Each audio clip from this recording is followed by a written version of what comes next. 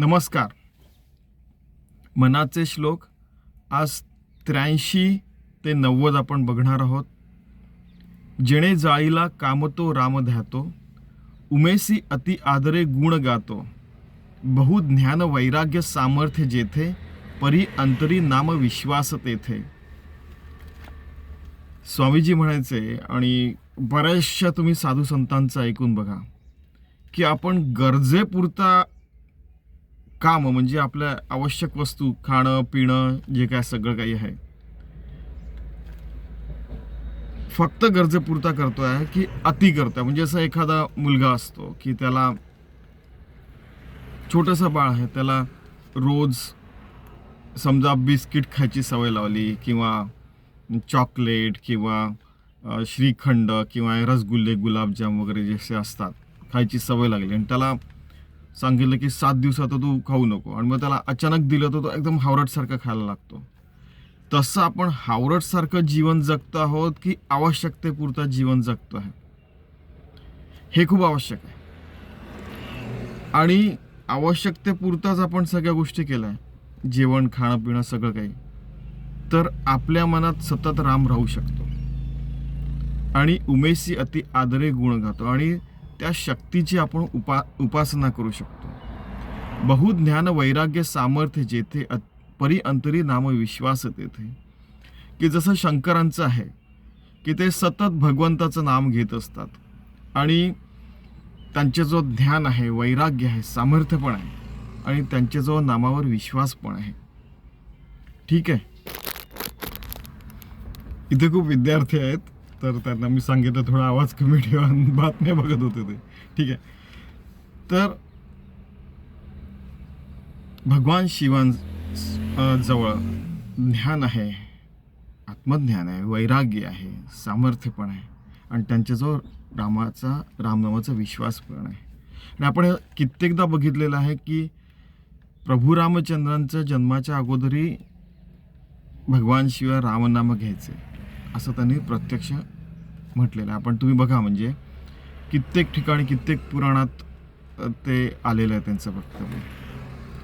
विठोनी शिरी वाहिला देवराणा, तया अंतरी ध्यासरे त्यासी नेणा. निवाला स्वय तापसी चंद्रमौळी, जीवा सोडवी राम हा अंतकाळी. की विठोने शिरी वाहिला देवराणा, की देवाला आपल्या तया अंतरी ध्यासरे रे त्यासी नेणा. की आपल्या मनात सतत विठ्ठलाचं ध्यान पाहिजे, सतत देवराणा रामराया कोणाचे आपण म्हणू शकतो त्याचं आपण अंतरीत त्याचा ध्यास ठेवायला पाहिजे.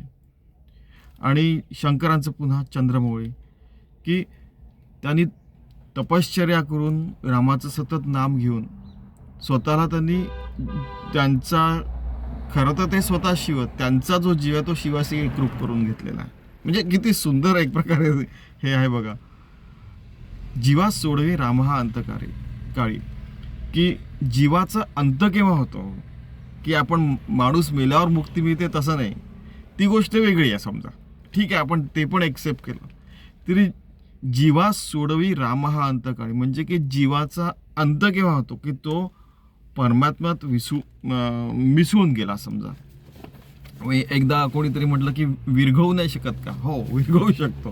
की एक विरघळलेला जीव आहे की तो भगवंताशी एकदम एकरूप होऊन गेलेला, की हे ब्रह्मतत्व आहे, त्याच्यात तो इतका शुद्ध झाला आहे की तो विरघळूनच गेलेला आहे. ह्या सगळ्या गोष्टी लहानपणी डिस्कशन व्हायला पाहिजे. सायन्सचं जसं असतं, हिस्ट्रीचं असतं, ठीक आहे, स्पोर्ट्सचं असतं, खेळाबद्दल डिस्कशन होतं, आपल्या इतिहासाबद्दल होतं, आपल्या सगळ्या पुराणांबद्दल वगैरे, या सगळ्या गोष्टींचं लहानपणी डिस्कशन व्हायला पाहिजे. म्हणजे जवळपास 12वी पर्यंत वगैरे असं खूप जण म्हणतात की जेणेकरून, म्हणजे जाणकार लोक म्हणतात, जेणेकरून मग आपलं जीवन व्यवस्थित जातं.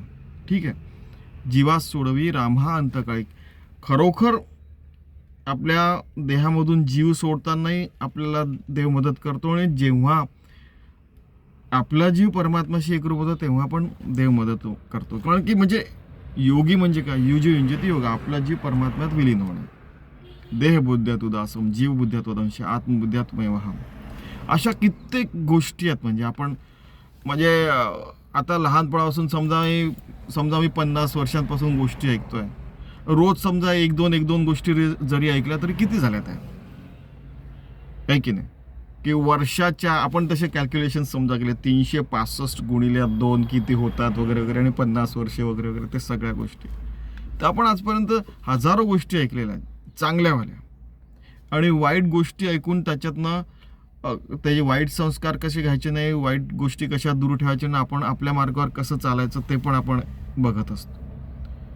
आजकाल बघा कित्येक सिनेमे आहेत, कित्येक गेम्स आहेत, त्याच्यात सगळ्या म्हणजे डिस्ट्रक्टिव्ह की असं सगळं नाश करायच्या मागेच लागलेले असे गेम्स असतात. की चांगले गेम्स पण असतात, अर्थात की गार्डनिंग वगैरे. मी AI artificial intelligence assisted games म्हणतोय, आणि मुलं तिथे तासनतास बसलेले असतात, सिनेमे पण बघतात. की त्यांना ते जे असतं, मुली पण बघत असतात त्यांच्या. आता ॲनिमीज वगैरे पण निघालेले आहेत. मी कित्येक जणांना विचारलं, विद्यार्थ्यांना, की तुम्ही तासनतास या गोष्टी करत असतात तर तुम्हाला बोर नाही होत का? म्हणजे तर ते म्हणतात की हो, काही वेळाने होतं. म्हणजे मग त्यावेळेला आम्ही पुन्हा एकमेकांशी गप्पा मारतो. म्हणजे पूर्ण डिजिटल लाईव्ह, फोनवरच सगळं काही. पण त्याच्यात त्यांची पण काही चूक नाही. खेळायला ग्राउंड्स कुठे उरले? आम्ही ज्या मैदानावर खेळायला जातो तिथे कुठे, म्हणजे बंगलोर असो, नागपूर असो, मुंबई असो, पुणे असो, तिथे तर आता काय काय कन्स्ट्रक्शन झालेलं आहे. मुलांना खेळायला मैदानच सोडलेले नाही. मग त्यांना छोट्याशा जागेत क्रिकेट खेळावं लागतं, कबड्डी खेळावं लागतं, काय काय खेळावं लागतं, किंवा मग क्लास लावावा लागतो. हे पण एक नवीन आहे की अभ्यासाकरता जशी ट्युशन असते, क्लास असतो, म्हणजे तसंच खेळण्याकरता पण. आमच्या लहानपणी तर आम्ही सगळे गेम फ्रीमध्ये खेळायचो. आता प्रत्येकाचा क्लास लावायचं, ट्युशन लावायची वगैरे वगैरे. म्हणजे एका मर्यादेनंतर म्हणजे सगळे जीव इतके बांधल्या जातील आहेत, एकमेकांशी आपण व्यवस्थित राहू नाही शकलो, मन सगळ्यांचे व्यवस्थित ठेवू नाही शकलं. ग्राउंड्स नाही, मग खेळणं नाही, मग मुलं एकत्र राहतात, मग थोडेसे भांडण तंटे होतात, मग असं सगळं होतं. मग त्यांचे सेपरेट ग्रुप्स वगैरे तयार व्हायला लागतात, आणि मग तसेच बरेचसे देश वगैरे एकमेकांशी भांडायला लागतात वगैरे वगैरे. आणि लहानपणापासून समजा खेळण्यामध्ये सुद्धा मारापिटी, ही गन घ्या, ती गन घ्या, असे बरेचसे गेम्स आहेत बरं का, आणि ते खूप फेमस आहेत. आणि त्यातल्या त्यामध्ये त्यांचे कॉम्पिटिशन, तूने ये गेम खेला क्या, अरे मैंने तो खेला वगैरे वगैरे, असं म्हणजे you didn't do that. Okay. मग तुम्ही बघतात जसं अमेरिकेत होतं की बऱ्याच ठिकाणी गडबड होते त्यांची. ते लहान मुलांच्या शाळांमध्ये पण शूटिंग होतं.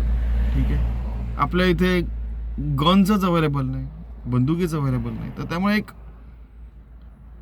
अंतरी ध्यास जर का लहानपणापासून, आपल्या इथे कशी रुद्राक्ष संस्कृती आणि त्यांची इथे कशी वेगळी संस्कृती आहे तुम्हाला माहिती आहे, आपल्या पु ल देशपांडेंनी म्हटलेलं आहे. तसं आपण भलेही आपले जे संस्कार आहेत ते कंटिन्यू करत गेलो तरी मुलांचं आपलं भलं होऊ शकतं. पण समजा आपण आपले संस्कार सोडून तिकडल्या जे संस्कार फेल झालेले आहेत, नापास झाले, ते संस्कार घ्यायला लागलो तर आपली गडबड होऊ शकते. हे कुठे ना कुठे आपल्याला समजावं लागेल. हे बरेचसे साधू संत पण म्हणतात, जीवा सोडवी रामा अंतकाळी. तर समजा लहानपणापासूनच चांगले संस्कार राहिले, मनाशी कसं वागायचं, मनाला कसं हँडल करायचं, मग कसं अलिप्त राहायचं, कसं भांडण तंटे जास्तीचे म्हणजे थोडासा वाद झाला, त्याच्यातनं काही संवाद झाला तर गोष्ट वेगळी, पण सतत वाद, सतत या गोष्टी घातक असतात. आणि सतत त्या गेममध्ये राहणं, सतत ॲनिमी बघणं, सतत मूव्हीज बघणं, सतत मोबाईलवर राहणं, की आम्ही बरेचदा ॲनालिसिस करत असतो की हे आमचे रिसर्च असतात की यार नेमकं काय आवडतं. आणि त्या प्रकारे म्हणजे मी सध्या तसे अल्गोरिदम तयार नाही केले, पण माझे बरेचसे मित्र ते अल्गोरिदम तयार करतात. की तसा गुगलचा जो एक अल्गोरिदम होता, अल्गोरिदम म्हणजे की आपण समजा आपल्याला लहान मुलांचे कार्टून आवडतात, तर बरोबर गुगल जे आपल्याला लहान मुलांचे कार्टूनच सजेस्ट करत राहिले, त्याला अल्गोरिदम म्हणतात. की हमिंग बर्ड अल्गोरिदम म्हणजे आपला छोटासा पक्षी असतो, तो बरोबर त्या फुलावर जाऊन त्याचं परागकण टिपतो, तसा तो अल्गोरिदम बरोबर आपल्याला जी आवडतात त्याच वस्तू तो सजेस्ट करत असतो यूट्यूबवर, गुगलवर वगैरे. की तसंच आपल्याला रामनाम आवडलं, सतत भगवंताबरोबर राहायला आवडलं, सतत आवडायला लागलं आणि सतत देवा तू आहे ना रे बाबा, ओ ठीक आहे. आपण सिनेमा बघत असलो, समजा स्पोर्ट्स बघत असलो, समजा आपला अभ्यास करत असलो, समजा नोकरी करत असलो, समजा स्वयंपाक करत असलो किंवा साधे बसलो असलं तरी देवा तू आहे ना रे बाबा, चेक करून बघायचं. तर मग अशी जर का सवय लागली तर अंतकाळी पण राम येऊ शकतो. ही गोष्ट खूप महत्त्वाची आहे. आपण कित्येकदा म्हटलं की आपण प्रत्येक शब्दाचा अर्थ नाही बघत, त्याच्यातला भावार्थ बघत असतो. ठीक आहे. भजा राम विश्राम, भजा म्हणा किंवा भजा म्हणा, राम विश्राम योगेश्वरांचा, जपू नेमीला नेम गौरी हराचा. याच्यावर सुद्धा मी बरेचदा असलेलो आहे. आता लहानपणच असतं ना, भजा खाऊ नको, भजा म्हणजे भगवंताचं नाम घ्या. आता लहानपणच असतं ना. मला वाटतं 3रीत असताना, कारण की 25 चौथीत असताना याच्यावर मुलं काही हसले होते म्हणा. कारण की पहिल्या वर्गात 25 पाठ, दुसऱ्या वर्गात अजून 25 म्हणजे 50, 3रीमध्ये 75 आणि चौथीत समजा 100 श्लोक पाठ पाहिजे. तर चौथीत असताना भजा राम विश्राम योगेश्वरांचा किंवा भजा राम विश्राम योगेश्वरांचा, मग आम्ही तसं म्हणायला लागलो. जपू नेमीला नेम गौरी हराचा, स्वये निववी तापसी चंद्रमौळी, तुम्हा सोडवी राम हा अंतकाळी. की रामा कुठे विश्राम आहे? रामातच विश्राम आहे. कुठे पूर्ण जीवाची धाव कुठे थांबते? जेव्हा ते भगवंताशी एकरूप होऊन जातो तेव्हा आपल्याला खूप आनंद झाला, आपण भगवंताशी एकरूप झालो, तेव्हाच आपल्याला विश्राम वाटतो. पुन्हा मग आपण त्या वेगळ्या वातावरणात गेलं, पुन्हा त्याच वातावरणात गेलं की पुन्हा ते आपल्या मागे लागतं. असं बऱ्याचशा म्हणजे लोकांना म्हणताना बघितलेलं आहे. स्त्रिया काय, पुरुष काय, लहान मुलं काय, कोणी पण असो. राम हा विश्राम योगेश्वरांचा, भगवान शिवांचा. आपल्या इथे बरेच जण योगेश्वर म्हणतात, कारण की ते भगवंताशी एकरूप झाले. युजो युंजती योगा, योग ईश्वर. ते शिव जे आहे ते रामाशी एकरूप होतात, तेव्हाच त्यांना विश्राम वाटतो. आणि खरा विश्राम तोच आहे. आपल्या इथे असं म्हणतात ना की आता ते आईबाबांच्या काळात असायचं की आता गाडी घेतली, मग घर घेतलं आणि सगळं कर्ज वगैरे फिटलं की विश्राम आहे, आता मला, मी आता खूप विश्राम करेन. आता तसं राहिलं नाही. मागील 20-25 वर्षांपासून मुलं नोकरी लागल्याबरोबर घर घेतात आणि तर कर्ज 25 वर्षापर्यंत फेडतात वगैरे. पण तो पण एक ट्रॅप असतो, त्याच्यातनं नाही निघाला तर जन्मभर कर्जत राहतो. मग तर विश्राम आपला जो आहे की आपल्या घरामध्ये आपल्याला विश्राम मिळेल असं नाही आहे. विश्राम आपलं मन भगवंताच्या चरणी शांत झालं तर त्याला विश्राम मिळू शकतो. जपू नेमीला नेम गौरी हराचा. आणि नेम भगवान शिव सतत नामात असतात. स्वे निववी तापसी चंद्रमौळी, की जे तापसी चंद्रमौळी जे चंद्र ज्यांच्या, तुम्हाला बहुरी समास वगैरे माहीत असेल. चंद्रमौळी, ज्याच्या डोक्यावर चंद्र आहे असा जो, तो म्हणजे शंकर. हे आपण किती 4थीत 5वीत शिकलेलो असतो. चंद्रमौळी, तुम्हा सोडवी राम हा अंतकाळी. ठीक आहे, अंतकाळी राम आपल्याला सोडवतो. बघा दोन्ही सारखे श्लोक आहेत. जीवा सोळी राम हा अंतकाळी 84 आणि तुम्हा सोळी राम हा अंतकाळी, म्हणून हे एकत्र घेतो आपण. मुखी राम विश्राम तेथेची आहे, की आपल्या मुखात रामनाम राहिलं तरच विश्राम आहे. थोडंसं चुकलं तर आपल्याला लक्षात येतं की सतत सवय असते आपल्याला समजा रामनामाची. किंवा एक बघा तुम्ही, अशा कित्येक जणांच्या बाबतीत असं घडतं की काहीतरी चुकल्यासारखं वाटतंय, काहीतरी, अरे आपण रामनाम नाही घेतलं. काही जणांना काही वेळ गाणी ऐकलं तर गाणी ऐकायची सवय असते की नाही, अरे आपला तो प्रोग्राम चुकलेला आहे, कोणाचा म्हणजे टी व्हीवरचा प्रोग्राम असेल, अरे आज रामायण बघितलंच नाही, मग पुन्हा जाऊन बघतात वगैरे. काही जण रेकॉर्ड करून ठेवतात आजकाल आणि नंतर त्यांना जेव्हा वेळ मिळतो तेव्हा बघतात. मुखी राम विश्राम तेथेचे, ज्याच्या मुखात राम आहे, खरंच मुखाने म्हणा, वैखरीने म्हणा, किंवा आतमध्ये सतत रामनाम सुरू असतं. मी खूप जणांना भेटलेलं ज्यांचं आतमध्ये सतत रामनाम सुरू असतं, खूप जण. आणि काय काय जण असे असतात की वरून एकदम आपण खूप बदमाशा दाखवतात आणि नंतर म्हणजे म्हणजे गडबड करायची वगैरे, ते मुलं नॉर्मल मुलांसारखं राहायचं, पण आतमध्ये पटकन जाऊन घरी गेल्याबरोबर पटकन देवाचं नाव वगैरे घ्यायचं. या सगळ्या गोष्टी, बरेच प्रकारचे लोक असतात ना शेवटी.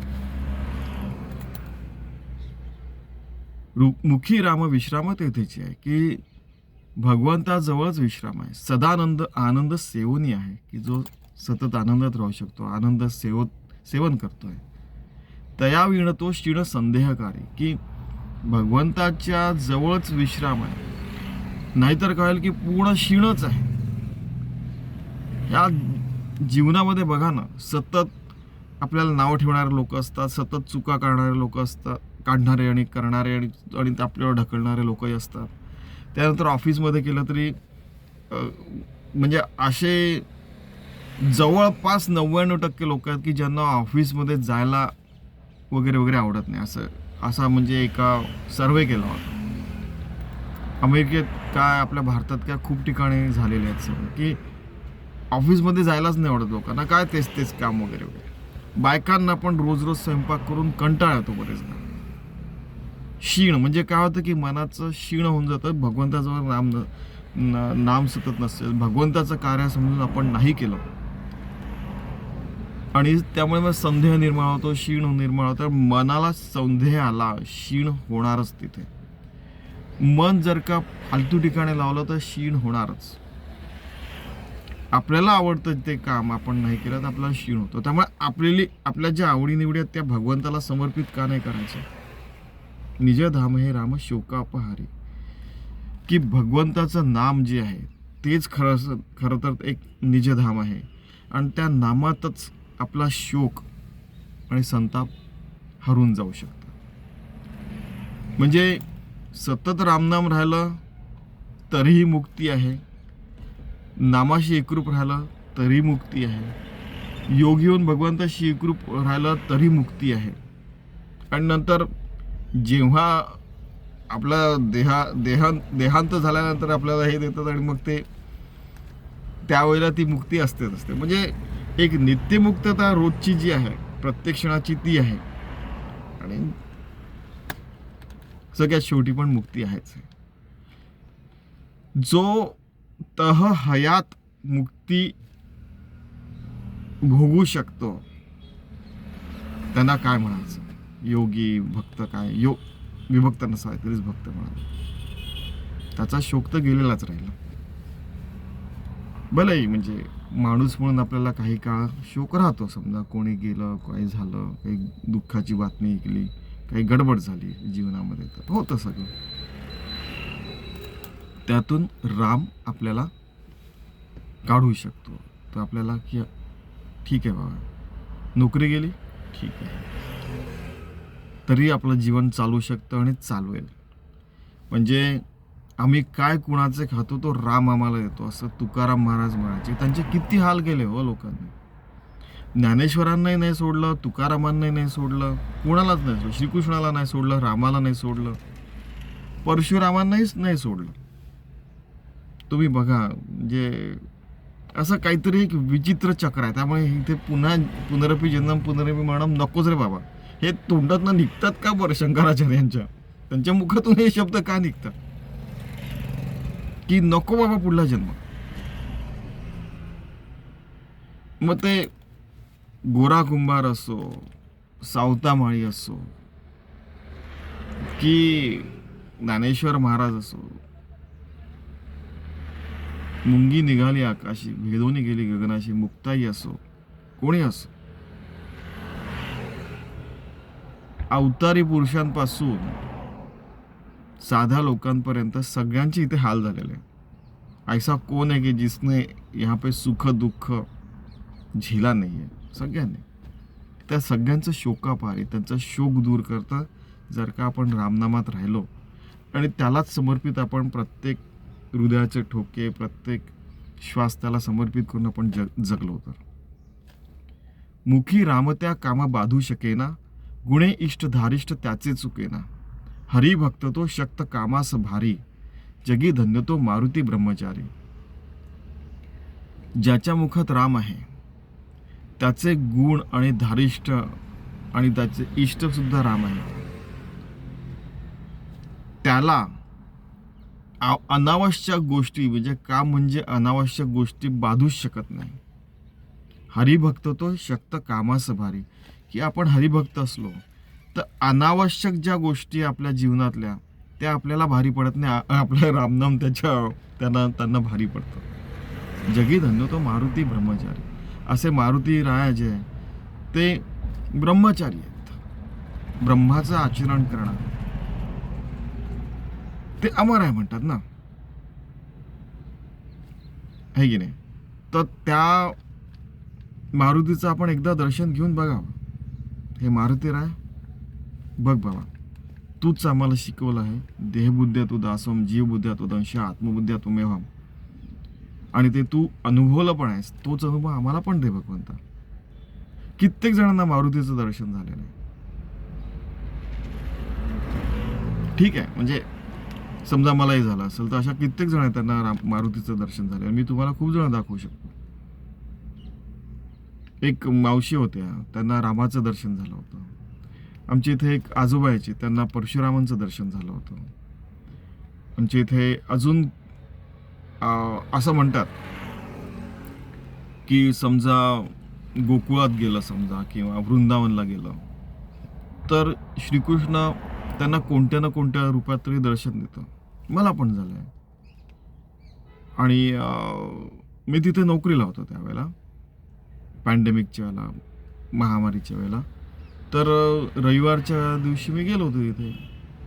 तर आल्यावर मला म्हणजे छोटंसं श्रीकृष्णाचं छोटंसं बाळ असं दर्शन झालं. आता खूप जणांना होतं, मी एकटाच थोडी आहे. तिथे हजारो लोक जात असतात, हजारो लोकांना ते दर्शन आणि तो अनुभव येत असतो. आपण त्यांच्यापैकी एक आहोत. जगी धन्य तो मारुती ब्रह्मचारी, की हा मारुती राय ब्रह्माचं आचरण करणार आहे. तू कशा करता जगतोय तर रामाचं जे तत्व आहे, ब्रह्मतत्व आहे, त्याच्याकरता मी काम करतोय असं हनुमान सतत म्हणायचे. आणि त्याच हनुमानाबरोबर संत रामदास जेवायचे पण. ठीक आहे का, की केवळ हे कशामुळे झालं तर रामाच्या ध्यानामुळे, रामाच्या ध्यासामुळे, राम आपल्याला इष्ट समजल्यामुळे हे झालं. तर आपण नामस्मरण करायला पाहिजे. तर राम नाम याचा अर्थ असा काय, एकदा हा प्रश्न विचारण्यात आला आहे खूप साधू संतांना, ज्यांना श्रीकृष्ण होता कृष्ण कृष्ण म्हणा, आपल्याला जे नाम आवडतं शिव शिव म्हणा, ओम नमः शिवाय, ओम नमो भगवते वासुदेवाय, श्रीराम जय राम जय जय राम, असे जे ऑलरेडी ॲक्सेप्टेड, जे अगोदरच जे जे सिद्ध मंत्र वगैरे म्हणतात आहेत ते आपण म्हणायचे. ते ओम ओम, कोणी सोहम सोहम म्हणतं, कोणी रामकृष्ण म्हणतात, कोणी रामकृष्ण हरी म्हणतात, कोणी राम हरी म्हणतात, कोणी सीताराम सीताराम, जय राम काय काय म्हणतात, कोणी कोणी राधे राधे म्हणतात. कित्येक प्रकारचं नाम आहे. तर ते कंटिन्यू करायचं. मारुतीरायांनी, भगवान शिवांनी ते नाम करून घेऊन आपलं जीवन धन्य करून घेतलेलं आहे. तसं आपणही स्वतःचं जीवन धन्य करून घ्यावं असं ते म्हणतात. म्हणजे अनायास हे सांगतायत की आपलं प्रत्येक कर्म व्यवस्थित शुद्ध पाहिजे, व्यवस्थित पाहिजे, तरच आपण नित्यमुक्त राहू शकतो आणि अंतकाळी पण आपल्याला मुक्ती मिळू शकते. सायंटिफिकली पण हे प्रूव्ह होऊ शकतं की मुक्ती नावाची गोष्ट असू शकते. एकदम डिटॅच होऊ शकणं आणि अटॅच राहणं. खूप अटॅच राहिलं तर आपल्याला खूप त्रास होतो, आणि खूप डिटॅच राहिला तर मग काय होतं की ते आपलं तर जे साधू संत असतात, भगे वस्त्र झाले आपले, ते सो कॉल्ड, ते सतत डिटॅच राहून जीवन जगू शकतात.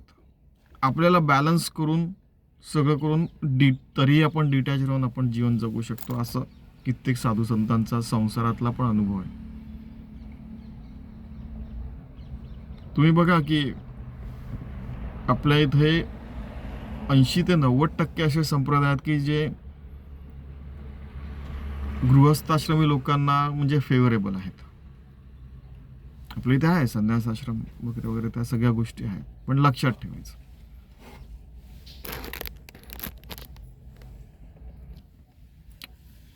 बहुत चांगले नाम या राघवाचे, अति साजिरे स्वल्प सोपे फुकाचे, स्वल्प सोपे आणि फुकाचे आहे.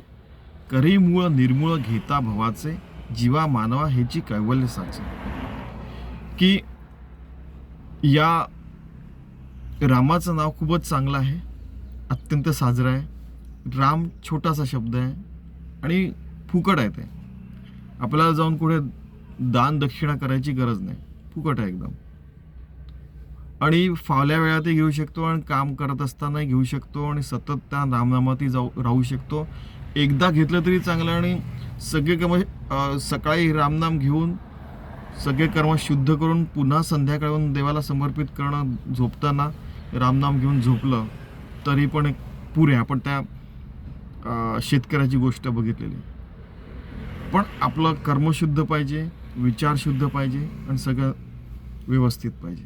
करी मूळ निर्मूळ घेता भवाचे, की मुळापासून भवाचं म्हणजे संसाराच्या सगळ्या वाईट गोष्टीतनं आपल्याला मुक्ती देतं. ते जीवा मानवा ह्याची कैवल्य साचे, की त्या जीवाला, मानवाच्या जीवाला हेच कैवल्य आहे. की सतत रामनामात राहणं हे सुद्धा एक कैवल्य प्राप्तीचं लक्षण आहे. अशा प्रकारे ते म्हणतात. बहुत चांगले राम या नाम या राघवाचे, अति साजिरे स्वल्प सोपे फुकाचे. करी मूळ निर्मूळ घेता भवाचे, जीवा मानवा ह्याची कैवल्य साचे. 88. जनी भोजनी नाम वाचे वदावे, अति आदरे गद्य घोषे म्हणावे. हरी चिंतने अन्न सेवित जावे, तरी श्रीहरी पा विजेतो स्वभावे. 89. आपण जेवताना हा श्लोक किती वेळा म्हटलेला असेल. ओम सहना भवतु सहना भुनक्तु जनी भोजनी, कित्येक आहे हे आपले ते श्लोक म्हणतात. की आपण कोणतंही भोजन करताना भगवंताचं नामाने ते भोजन करावे. राम राम राम चावताना सुद्धा. आमच्या लहानपणी म्हणायचे असे. आम्ही बालवाडीत असताना, का रे देवाचं नाव घेतोय की काय करतोय, आमच्या बाई म्हणायचे. म्हणजे मॅडमला आम्ही बाई म्हणायचं आमच्या लहानपणी. जनी भोजनी नाव वाचे वदावे, वाचेने पण म्हणावं. एकदम पण खूप जोरात नाही, राम म्हणून असं ओरडायचं नाही. ह्या पण गोष्टी बघतात बरं, मी देवाचं नाव घेतोय दिसत नाही का तुला वगैरे, असं नाही. अगदी म्हणजे स्वतःतल्या आतमध्ये जो भगवंत बसलेला आहे त्याला खुश करण्याकरता करा. म्हणजे दुसऱ्यांवर राब ठसायला की आम्ही खूप शुद्ध पवित्र आहे वगैरे दाखवायला नाही. की आपण खरंच खरोखर शुद्ध जीवन जगणं ते. आणि अहो भोजन काय फक्त मुखानेच होतं काय, श्वास घेणं सुद्धा भोजन आहे, डोळ्यांनी बघणं सुद्धा भोजन आहे, कानांनी ऐकणं सुद्धा भोजन आहे. तर ते आवश्यक ते तेवढं घ्यायचं. अति आदरे गद्य घोषे म्हणावे, अति आदराने तो गद्य राम राम राम घोषे म्हणावे. मग मी रामनाम घेऊ की जेव, म्हणजे लहानपणी हे सगळे मुलं म्हणतात ना, गमत करतात. हरी चिंतने अन्न सेवित जा, की अरे मनात घे रे बाबा, मनोमन कर हे, ठीक आहे. नाही मला डिस्टर्ब नको करू, मी रामनाम घेतो माहिती आहे आणि अन्न सेवतोय ना, म्हणजे अशाही प्रकारचे गमती बघितले लहानपणी. पण ते आवश्यक होते की बाबा आपल्याला डिस्टर्ब करणारे बरेचसे जण येतील. जे अन्न मिळालं ते रामाच्या कृपेने मिळालेलं आहे, आईबाबांच्या कृपेने मिळालं, आजी आजोबांच्या कृपेने मिळालं, ठीक आहे, भगवंताच्या अल्टिमेटली कृपेने मिळालं. ते हरिचिंतनाने घ्यायला पाहिजे. की या आपल्या इथं जे मोठे आणि चांगले लोक आहेत त्यांच्या कृपेने आपल्याला गोष्टी मिळालेल्या आहेत, लक्षात ठेवायचं. यात आपल्या लोकांना सेफ ठेवणारे ते पण लोक असतात, आपले सैनिक असतात, चांगले काम करणारे लोक असतात वगैरे. त्यांच्यामुळे आपल्याला ते अन्न मिळत असतं. शेतकरी असतो तो बिचारा बघा, शेतकरी खूप पाऊस आला तरी त्याची शेती गेली, पाऊस कमी आला तरी त्याची शेती गेली, आणि तरी तो लढवय्यासारखा शेती करतो. सगळ्या गोष्टींच्या किमती वाढतात, पण आपल्या आवश्यक जी आहे अन्न त्याच्या किमती कधीच जास्ती वाढू शकत नाही. कारण की नाही तर कोणी जेवायलाच नाही मिळणार, कोणाला कोणी जेवूच शकणार नाही. बघा म्हणजे तो शेतकरी किती त्याग करत असतो. सामान्य शेतकरी म्हणतो मी, अब्जाधीश शेतकरी किंवा ज्यांनी इंडस्ट्रियलायझेशन केलं शेतीचं त्यांचं नाही म्हणत आहे. जनी भोजनी नाम वाचे वदावे, अति आदरे गद्य घोषे म्हणावे, हरी चिंतने अन्न सेवित जावे, तरी श्रीहरी पा विजेतो स्वभावे. 89. असंच सगळ्यांना धन्यवाद देऊन, देवा तुझ्या कृपेने हे अन्न मिळालेलं आहे, ते मी सदैव गोड करून खाईन. आम्हाला असं हे म्हटल्यानंतर म्हणायला सांगायचे बालवाडीत. ते अजूनही कंटिन्यू करतो आहे की मनोमन ठीक आहे, सुरुवात करायची. ठीक आहे. 90. नये रामवाणी तया थोर हाणी, जनी व्यर्थ प्राणी तया नाम कोणी, हरी नाम हे वेदशास्त्री पुराणी, बहु आगळे बोलिली व्यासवाणी. 90. नये रामवाणी तया थोर हानी. थोर म्हणजे खूप मोठी हानी होऊ शकते जर का आपल्या मुखात रामनाम नसेल तर. जनी व्यर्थ प्राणी तया नाम कोणी, की ज्याच्या मुखात राम नाही, ज्याच्या मुखात रामनाम नाही, ज्याच्या मनात ज्याच्या स्मरणात रामनाम नाही, राम नाही, तर त्याचं जीवन व्यर्थ आहे. त्या प्राण्याचं, मनुष्य पण प्राणीच म्हणायचं अशा वेळेला. मग हरिनाम हे वेदशास्त्री पुराणे. हरिनाम जे आहे ते वेदात आहे, शास्त्रात आहे, पुराणात सर्व ठिकाणी आहे. हरि ओम आपण म्हणतो की नाही, हिरण्य भरणाम हरि सुवर्ण रजतस्त्रजाम चंद्राम हिरणमयी लक्ष्मी जात वेद महाव. समजा श्री सुक्त घेतलं, पुरुष सुक्त घेतलं, किंवा कोणत्याही आपण याच्यात बघू, प्रत्येक ठिकाणी वेद वेदांतांच्या उच्चारामध्ये हरिओम सुरुवात करतो आपण. त्यामुळे हरिनाम हे वेदशास्त्री पुराणे, वेदांमध्ये आहे, शास्त्रांमध्ये, वेदांतांमध्ये आहे, शास्त्रांमध्ये पण हरिओम म्हणून सुरुवात करतात. पुराणात पण तसंच आहे. सगळे पुराण बघा तुम्ही आता, कोणत्या तरी देवतेला ते समर्पित आहे. भागवत पुराण भगवंताला, गरुड पुराण, ठीक आहे, स्कंद पुराण, या सगळ्यांना पण देव मानतो. वेदशास्त्री पुराण पूर्ण देव मानतो. त्यांचं पूर्ण जीवन किंवा त्यांचं सगळं काही बघतोय आपण, त्याचा अर्थ त्यांचं नाम घेतोय, त्यांचं स्मरण करतोय. बहु आगळे बोलिली व्यासवाणी. आणि व्यासोच्छिष्टम, ठीक आहे, व्यास उच्छिष्ट जगत सर्व, की व्यासाने जे बोललेलं त्यांचंच सगळेजण बोलत असतात. बघा आजचे सगळे नाटक, कला, आपलं जीवन वगैरे बघा, की त्यांचीच सगळ्या छटा दिसतात. जे महाभारतात आहे, जे पुराणांमध्ये आहे, जे वेदांमध्ये आहे, ज्या व्यासांनी एवढं मोठं काम करून ठेवलेलं आहे की त्यांनी सगळ्या वेदांचं व्यवस्थित काम करून ठेवलं, की सगळे सामवेद अथर्ववेद वगैरे सगळे व्यवस्थित केलं. पुराणांमध्ये पण सगळे अष्टादश पुराण वगैरे वगैरे त्यांनी व्यवस्थित करून ठेवलं. आणि त्यांनी ज्या जीवनाच्या छटा दाखवल्या त्या सगळ्या छटा आपण आजही बघत असतो. बहु आगळी बोलेली व्यासवाणी. व्यासांनी त्यांनीच गीता पण लिहून ठेवलेले, म्हणजे गणपतींनी ते लिहिलं. कालच मुलींना सांगत होतं की पहिले महाभारताचं नाव जय होतं, मग ते महाभारत झालं, मग कसं ते वैशंपायन उवाच वगैरे वगैरे जे आहे ते महाभारताचं, जसं परीक्षिताला वगैरे सांगितलं, ठीक आहे, व्यासांनी सांगितलं. आणि ते आपल्याला कळलं मग ते की ते लिहून ठेवलं. मग ते व्यासांचं केवढं मोठं काम आहे. त्यामुळेच व्यासांनी एकदा तर म्हणजे ब्रह्मास्त्र वगैरेला पण थांबवायची त्यांची शक्ती होती. आज सध्या या क्षणी सध्या मानवजातीसमोर सुद्धा ते कंट्रोल करायची ती शक्ती नाही आहे की ॲटम बॉम्ब फुटला तसा हातात पकडून नष्ट करू शकू वगैरे, सध्या नाही आहे ती शक्ती. पण आहे, म्हणजे ते पण सायन्स, ते पण शास्त्र असू शकतं. त्यांनी तर सगळेच शास्त्र आपल्या महाभारतामध्ये सांगितलेले आहेत. सगळे शस्त्र, अस्त्र, शास्त्र सगळं काही सांगितलं व्यासांनी. आणि ते पण शेवटी म्हणायचे श्रीकृष्णा, म्हणजे काय बाबा पुढे काय, शेवटी ते पण म्हणायचं. कारण की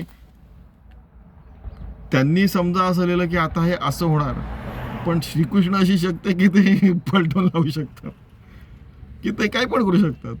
ते भगवंत आहेत ना. ते शेवटी म्हणजे भल्या भल्यांनी सगळ्यांनी पण शेवटी श्रीकृष्णाला नमन केलं होतं की बाबा तू म्हणशील तेच होईल रे बाबा. आणि विश्वास कसा पाहिजे रामनामावर, श्रीकृष्णावर, कृष्णनामांवर, की बघा खरं तर दुर्योधन आणि अर्जुन एकाच वेळेला जवळपास श्रीकृष्णाला भेटायला गेले.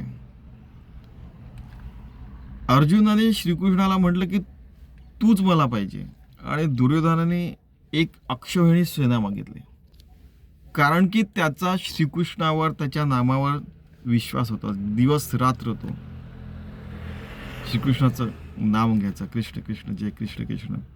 तो आपले केस श्रीकृष्णाच्या मूर्तीला बांधून ठेवायचा आणि कृष्ण कृष्ण म्हणायचा. असे कित्येक, तुम्हाला तर माहिती आहे सगळ्या गोष्टी.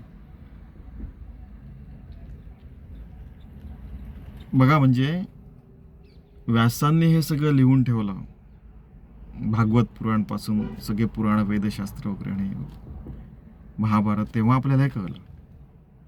त्यामुळे धन्यवाद म्हणायला पाहिजे व्यासांना, रामायण लिहिणाऱ्या वाल्मिकींना, या साधू संतांना सगळ्यांनी. एकनाथी भागवत आहे, त्यानंतर मग खूप ठिकाणी बघा तुम्ही रामायणाचे पण खूप हे आहेत, पण सगळ्या ठिकाणी रामनामाचं महत्त्वाचं आहे. त्यालाच कोणी राम म्हणेल, श्रीकृष्ण म्हणेल, जसं आपण त्याला कोणी विष्णू म्हणेल, कोणी शिव म्हणेल, कोणी देवी म्हणेल, कोणी हे म्हणेल. तर त्या सगळ्या देवांचं स्मरण करणे, रामनाम घेणं आणि आपलं जीवन धन्य करून घेणे, हेच शेवटी त्याचं सार सांगितलेलं आहे. आणि मगच अर्जुनासारखं 11 अध्याय जसं त्याला दर्शन झालं श्रीकृष्णाचं, अनंतकोटी ब्रह्मांड नायकाचं, तसं आपल्याला पण होऊ शकतं. It's possible.